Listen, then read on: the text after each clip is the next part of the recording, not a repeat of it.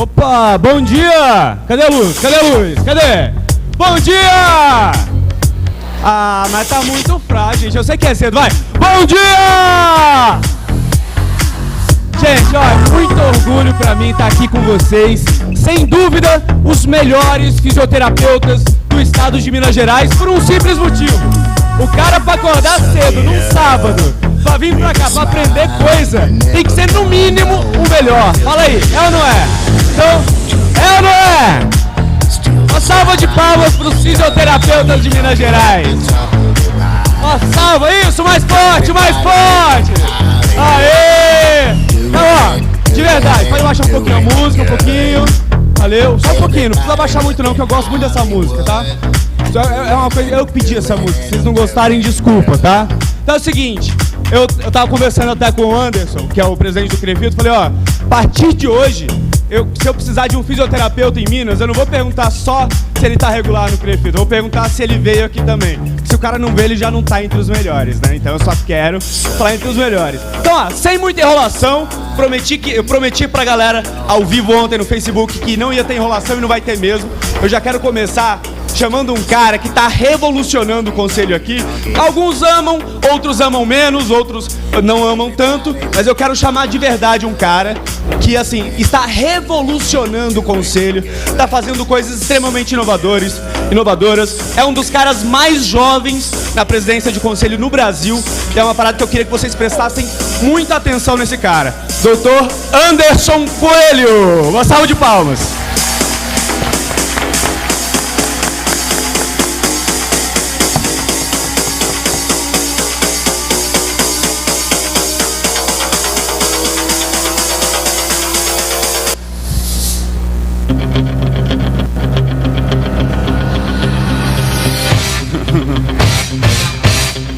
Eu não tenho costume com palco, né? Nunca vi isso.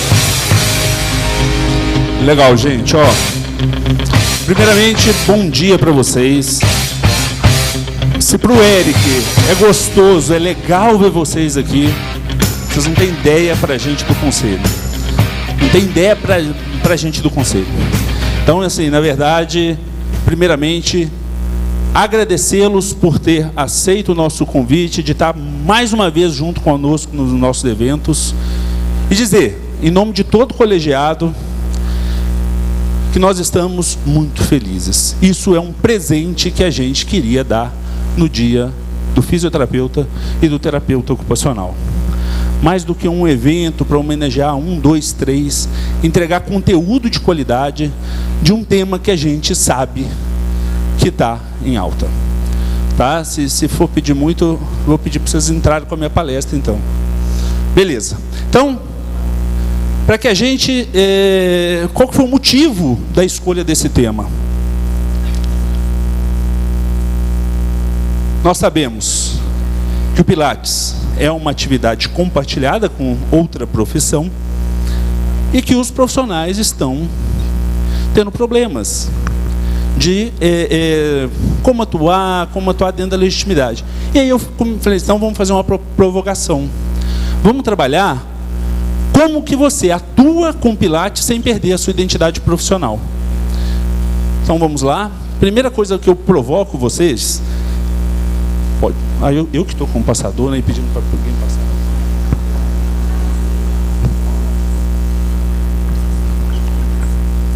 Então, assim, a primeira coisa que eu provoco vocês é o seguinte: se a gente pedir para uma criança, para um tio, para qualquer um, desenha para mim um médico.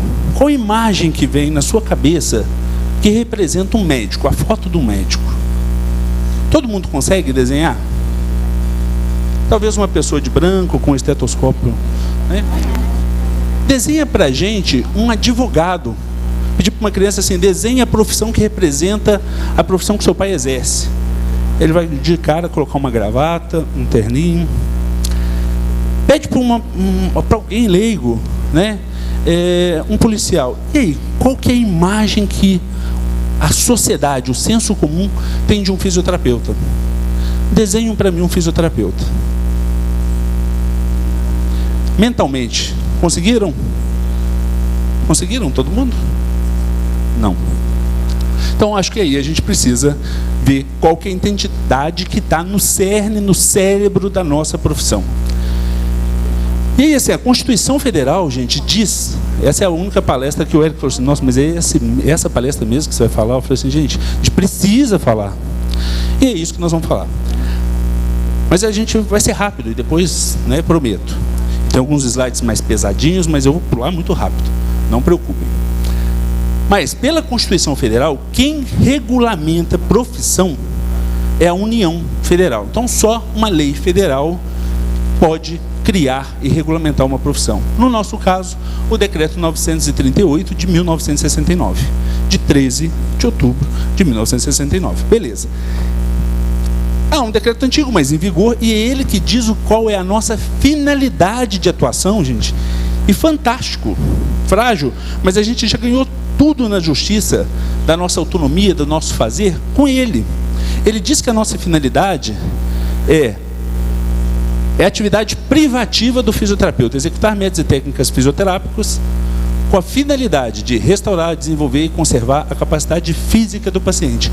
Então, quando você atua com os recursos mecanoterapêuticos, eletroterapêuticos, eletrotermofoterapêuticos, manuais, com esta finalidade, é privativo do fisioterapeuta. Então, essa é a nossa identidade profissional. E aí, para que esse profissional faça isso, veio o Ministério da Educação e fez as diretrizes curriculares nacionais. Pessoal, vou parar um minuto. Tem várias cadeiras vazias ao lado das pessoas. Quem tiver com cadeira vazia do lado, levanta a mão. Quem tiver em pé e quiser acomodar, mas aqui está só o... Não, beleza. Então todo mundo já sentou. Então, assim, as diretrizes curriculares nacionais definem quais são as habilidades que esse profissional tem que ter. E quais são as habilidades que esse profissional tem que ter? Aí está lá, ó.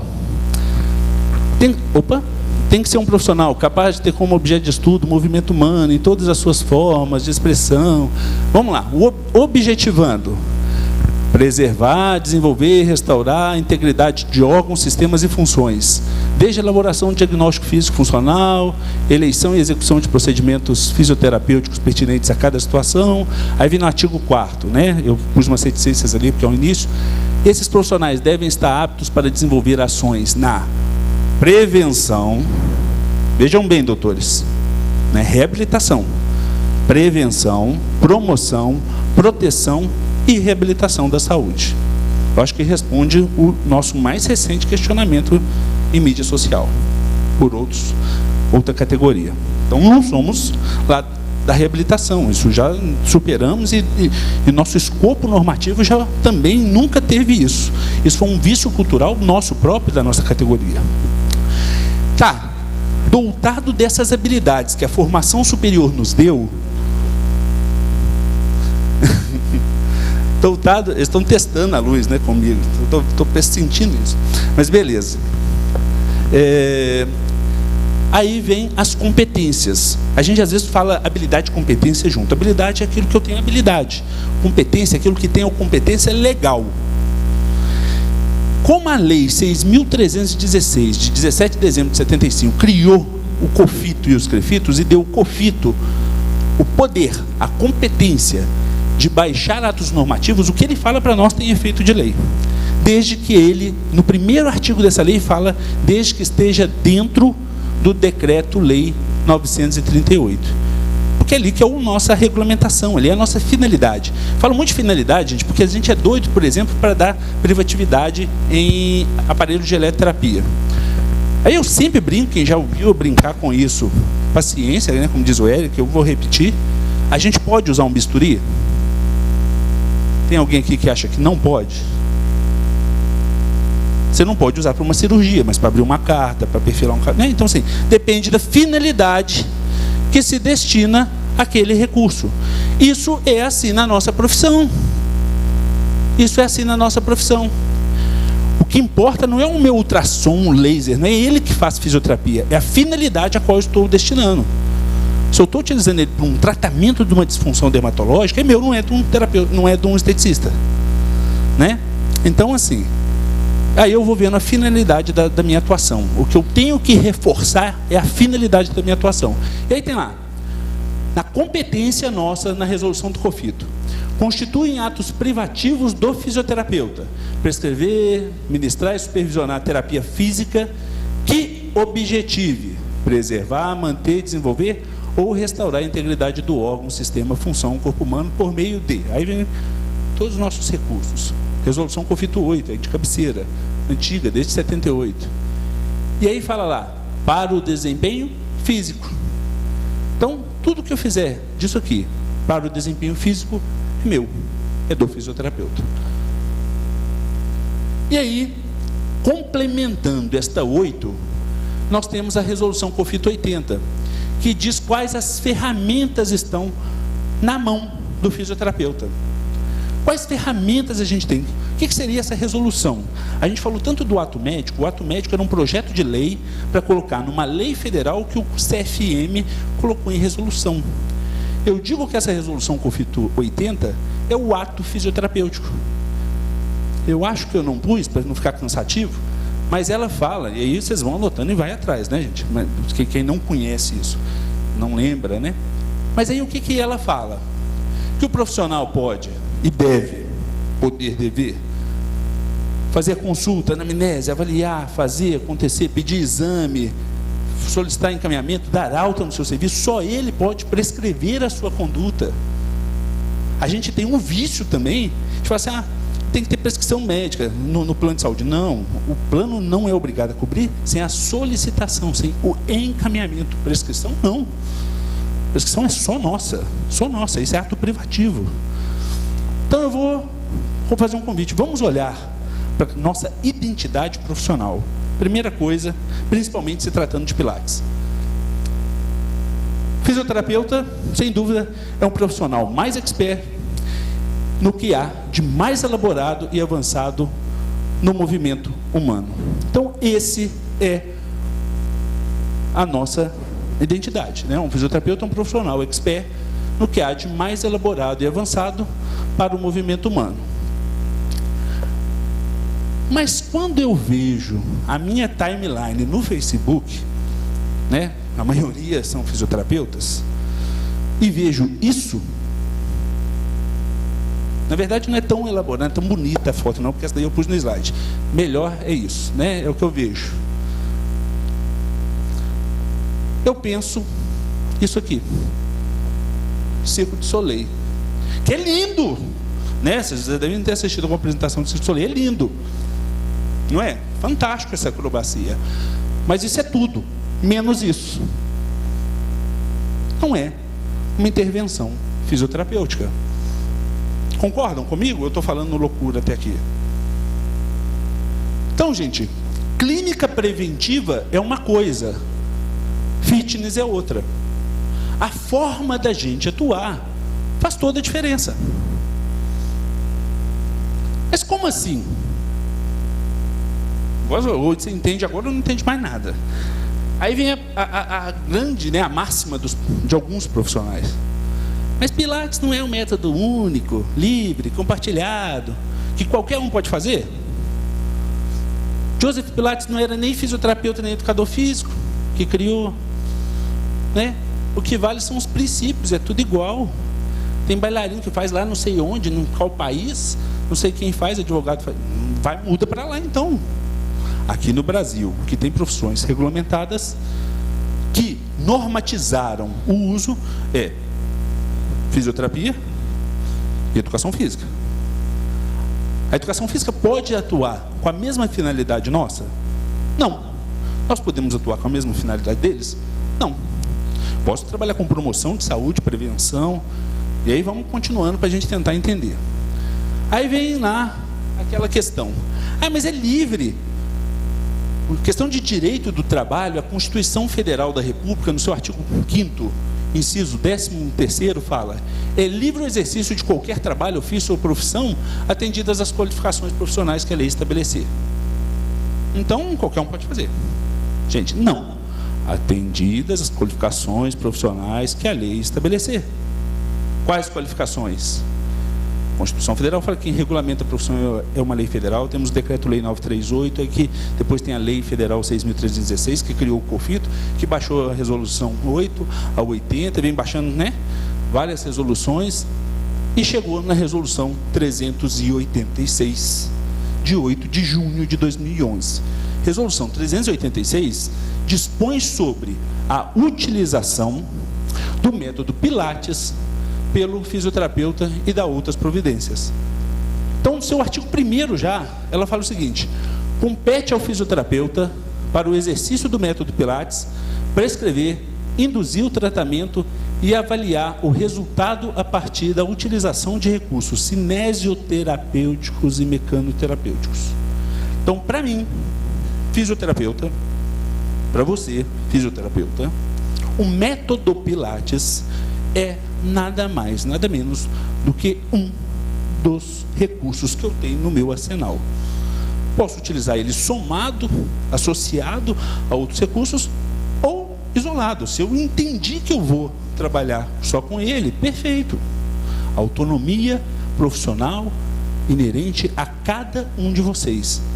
Está lá no 80, só você pode prescrever o tratamento. Se você elegeu esse recurso, vai fundo, boa sorte, né?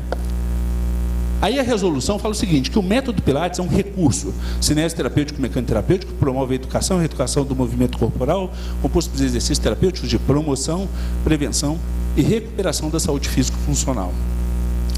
Que o objetivo da utilização do método Pilates é a estabilização postural, melhoria, e vem falando o objetivo, que é a comprovação científica que nós vamos ver na parte da tarde, quase que, né, assim, no final da manhã e tarde toda. As evidências científicas dele, o que ele tem comprovação, no que ele é comprovado, né? Aí eu vou falar assim, ah, não, mas então o psicólogo pode fazer, porque quem faz Pilates acalma a mente, é secundário, não é objetivo comprovado dele. Ganhar dinheiro, deixa a gente mais feliz. Então assim, né? A fisioterapia dermatofuncional, você trata uma disfunção dermatológica e a pessoa tem um ganho de embelezamento estético, mas a minha finalidade na atuação não é essa. Então, fala também que a avaliação é para eleger o melhor recurso do método Pilates e a propedêutica, né, apropriada. Que a avaliação, prescrição e evolução fisioterapêutica constarão em prontuário. A avaliação, a prescrição e evolução constarão em prontuário. Gente, eu sei que meu tempo tá pequeno, mas, de novo, a avaliação, a prescrição, a evolução constarão em prontuário. No artigo 2º, diz que é necessário o registro por parte do fisioterapeuta do seu consultório ou empresa no CREFIT. Mas eu não tenho uma empresa de fisioterapia, eu tenho um estúdio de Pilates. Você é pilateiro? Não, você é fisioterapeuta, você só pode fazer porque é fisioterapeuta. Então é um serviço de fisioterapia. Então você está querendo me dizer que eu preciso fazer prontuário e evolução dos meus alunos de Pilates, tudo? Antes de eu falar disso, vamos falar primeiro o seguinte: você não é professor ou instrutor, é fisioterapeuta que utiliza o método Pilates, né, como uma intervenção. Não tem aluno, você tem paciente, cliente, o que você quiser chamar, menos aluno. O registro em prontuário e conduta de evoluções. Tem uma resolução que fala só sobre isso, gente. Anota aí também, 414. Fala, o que eu tenho que ter no prontuário? Está na 414. E à tarde, não preocupe não, um dos palestrantes, uma das palestrantes vai mostrar para vocês como fazer. Como que faz num serviço que tem uma rotina do batidão. Porque fala assim, ah, eu atendo muito, como que eu vou fazer? Né? Então, é obrigatório o registro em prontuário. Isso é uma defesa sua numa eventual fiscalização da vigilância sanitária, numa eventual ação criminal do paciente com você, se acontecer alguma intercorrência, numa fiscalização do CREFITO. E aí lá fala, nessa resolução fala, e, gente, ela é quase um glossário, é um manual. Dá para você seguir e ler, assim, e checando se você está preenchendo tudo. Porque tem lá, identificação do cliente-paciente. Pasmem, te ensina o que pôr nessa identificação. Eu tirei porque senão o slide ia ficar mais pesado ainda. História clínica, exame clínico e físico, diagnóstico e prognóstico fisioterapêutico, plano terapêutico, evolução da condição de saúde física e funcional do cliente e identificação do profissional que prestou assistência. No caso de estágio curricular obrigatório e não obrigatório, do preceptor, que é o supervisor, e do acadêmico, assinando juntos e identificando. Mas aí o que a gente vê? As megas ofertas do Pilates, né? A gente entra lá, está lá assim, mega oferta. Eu pus avaliação para ser bonzinho, porque a gente vê assim, faço uma aula experimental. Não é isso que a gente vê? Uma aula experimental. Mas é avaliação gratuita, cupom de desconto, eu pus até R$ 1,99 por cada sessão, né? Porque é por aí o que a gente vê. Aí o COFITO, vendo isso, proibiu a gente de vender em sites de compra coletiva em 2011, a resolução 391, principalmente por causa dos procedimentos dermatofuncionais. A gente não vende, gente, produto, a gente vende intervenção clínica, uma assistência fisioterapêutica. Para eu prescrever, precisa ser precedido de uma consulta. Eu não gosto de falar sessão, eu falo atendimento, eu recomendo que todo mundo fale isso, para valorizar o ato, e eu peço para que parem de falar avaliação e fale consulta, né? Ah, mas eu tenho que cobrar consulta? Depende, se for um espetáculo, sua consulta, você cobra ingresso, mas tem que cobrar, né? Então, assim, e temos a resolução 424, que é o Código de Ética Profissional do Fisioterapeuta, dizendo que nós somos proibidos de fazer consulta gratuita. A não ser para quem é reconhecidamente carente, mas aí você atende tudo de graça, você faz um papel humanitário e não de marketing.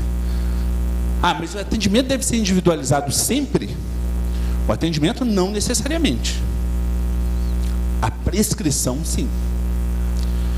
Eu posso até ter grupo, nós vamos ver isso.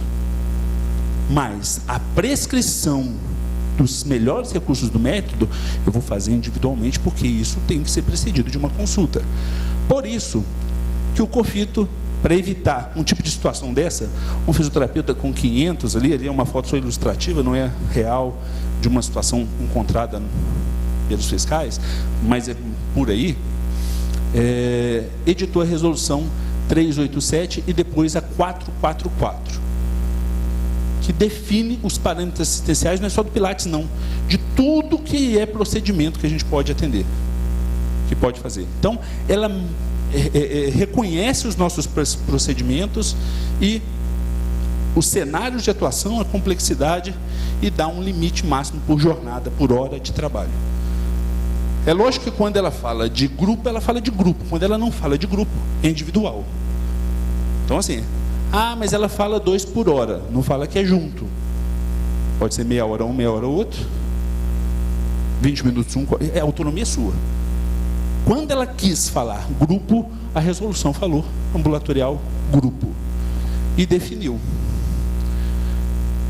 Parâmetros essenciais. O quadro 5 dessa resolução, do anexo, que fala de ambulatorial grupo Pilates, fala que a consulta é 1 por hora. Toda consulta é 1 por hora, em todas as áreas de especialidade. Pilates não é uma especialidade, mas mesmo que você utilize só o Pilates, 1 hora a consulta. E você pode atender até 6 por hora no grupo. Mas aí, não sei se eu vou conseguir ler, eu não vou decorar isso, tem uma nota explicativa do que é esse grupo. Não é assim, eu pus 6 lá e valeu, eu estou enquadrado na resolução. Não. Aqueles com quadros crônicos estabilizados, com condições físicas satisfatórias, que concordem em participar. Os clientes que estão em condição de manutenção do quadro e ou prevenção e recondicionamento funcional também estão aptos ao atendimento, desde que concordem. Os grupos de clientes pacientes deverão ser organizados pelo fisioterapeuta de modo que haja um equilíbrio entre os diversos tipos de perfil de cliente e estados de saúde. Gente, mas ele concordou. Nós temos fiscais aqui, até de outros conselhos, assistindo a palestra, e os nossos. Tem grupo... Não, mas ele concordou. Não, gente. Tudo que se tem, né, a gente fala com os empresários, documenta a negociação com os planos de saúde, a tentativa, tem que ser no papel. Então é um termo de consentimento livre, esclarecido, que ele assina. No nosso site, inclusive, tem um modelo de termo para você colocar, não só do Pilates, para o atendimento que vai ser oferecido. A gente tem que sair do amadorismo. Quando você vai num dentista, um cirurgião dentista, ele vai te fazer vai tratar uma cárie, vai fazer uma obturação, alguma coisa. Se ele tem vários materiais diferentes e se elegeu o mais barato, ele vai assinar um documento que ele te mostrou os prós e contras de cada material, de cada tratamento, de cada intervenção, e que você aceitou. Qual que você escolheu, né? E aí, o que a gente vê por aí? Os fisioterapeutas jogando o nosso conteúdo rala abaixo, entregando parte da nossa profissão para outras categorias profissionais. É dinheiro também, né, gente, dar curso. E aí o COFITO, mais uma vez, teve que atentar a isso. Lá na resolução do Código de Ética, artigo 30, inciso 12º, inciso 12, né? Colocou o seguinte: o fisioterapeuta é proibido, está no caput, nesse inciso 12, sob qualquer forma a transmissão de conhecimento, ensinar procedimentos próprios da fisioterapia visando a formação profissional de outrem, que não seja acadêmico ou profissional de fisioterapia. Moçada, acadêmico é dentro de uma instituição de ensino superior. Se você vai fazer um curso na sua clínica, sem vínculo nenhum com a instituição de ensino superior, esse cara que está lá dentro não é um acadêmico, a não ser que esse curso seu seja registrado numa pró-reitoria de extensão de uma instituição de ensino.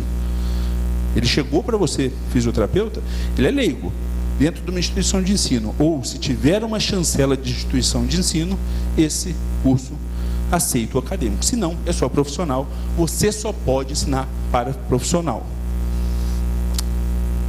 Mas não fala que é próprio. O Pilates não é próprio, a educação física você não falou que pode fazer também? O que o COFITO entende como próprio? E nós, dos CREFITOS, fazemos cumprir. Próprio não é privativo, não é exclusivo. Quando o COFITO quer falar que é privativo e exclusivo, ele fala. Próprio no entendimento dele é toda intervenção que eu posso, todo recurso que eu posso usar na minha intervenção. Se eu uso aquilo para atender, para intervir no meu cliente, aquilo é próprio meu, né? Um telefone é próprio, não é que aquilo só você usa, outras pessoas podem ter um igual.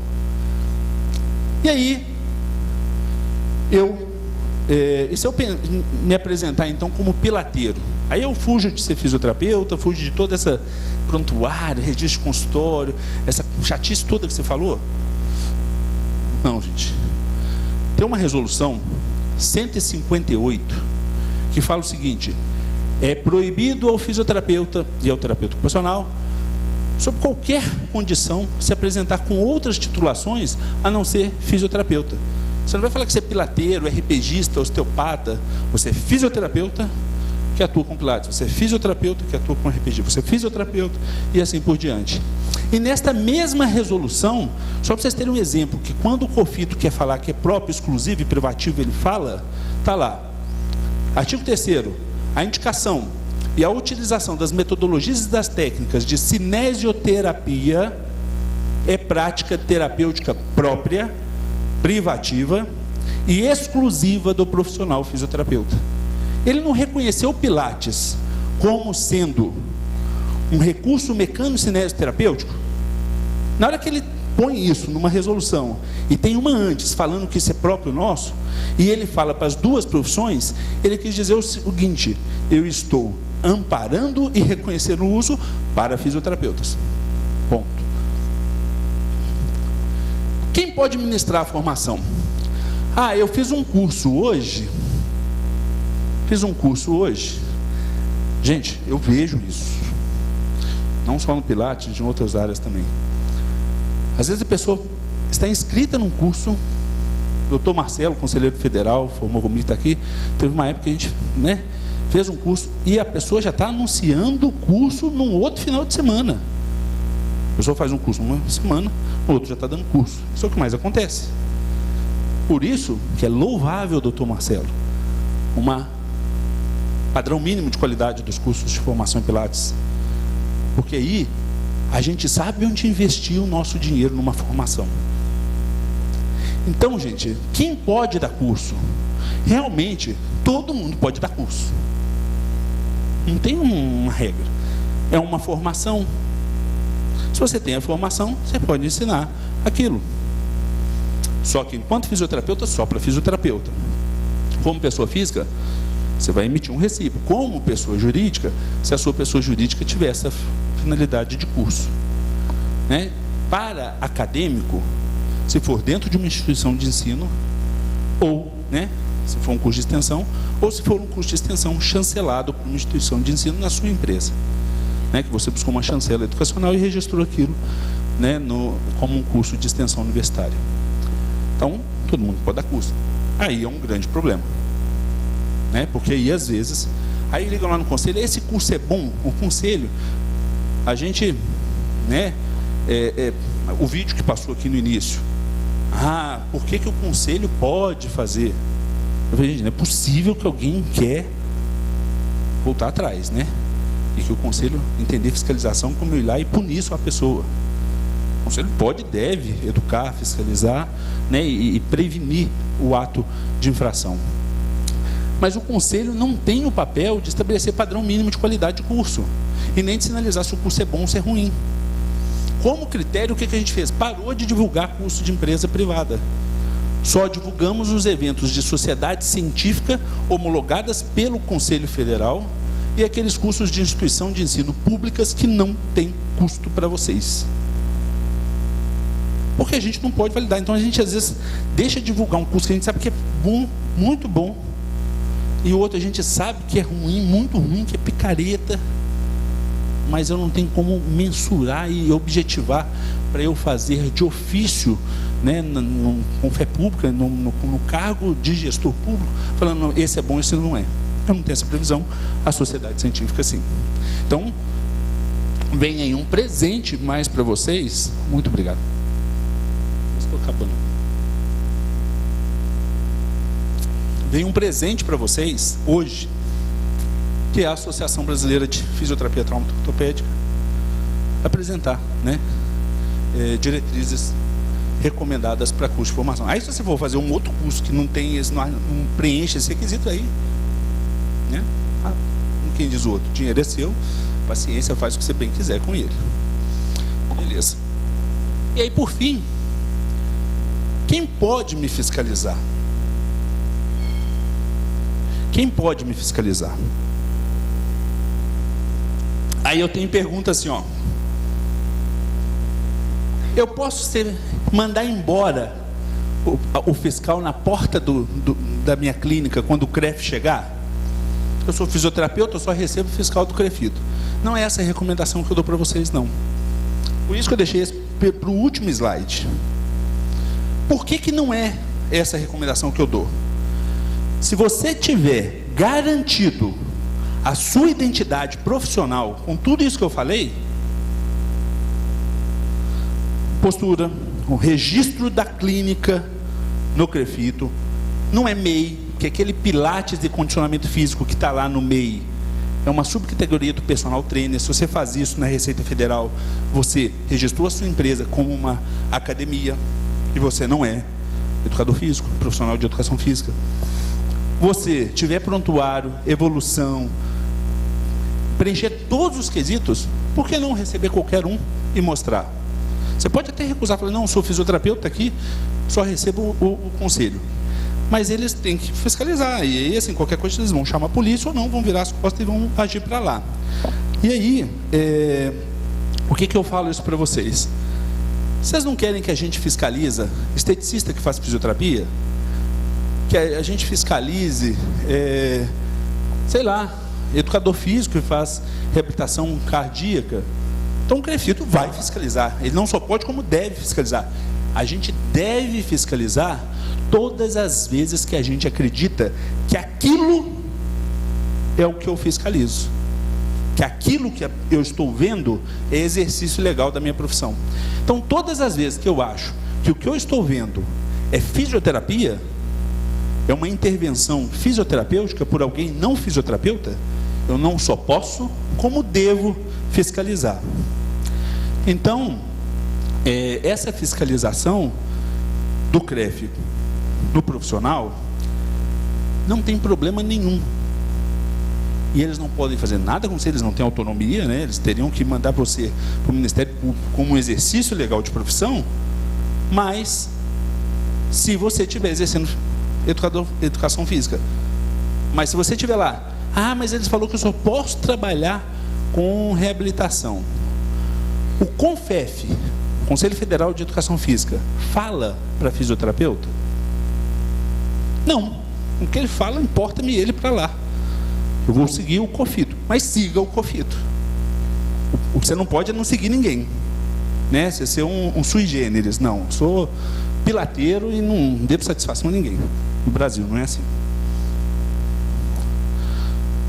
Gente, eu acho que o que eu tinha é isso. Você, não sei se a gente já abre, depois a gente vai ter um bate-papo, tá? Diga. Não. Calma. Vocês acharam que eu não estava vendo, né? Eu tô aqui prestando atenção em tudo, rapaz. Você acha? Existe alguma comunicação entre o CREF e o CREFITO? Porque eles fiscalizaram a minha clínica e eles falaram assim, não, nós vamos passar as informações para o CREFITO e existe essa comunicação. Então, se o CREFITO vier e ele pode comunicar tanto para o CREF e o CREF tanto para o CREFITO. Eu queria saber se realmente isso é verdade. Tem um grupo no WhatsApp entre os conselhos, é isso?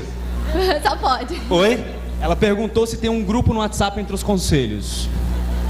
Pior que tem, entre os presidentes. Mas a gente não comunica isso. Não tem, né? Não. O CREFITO já tentou,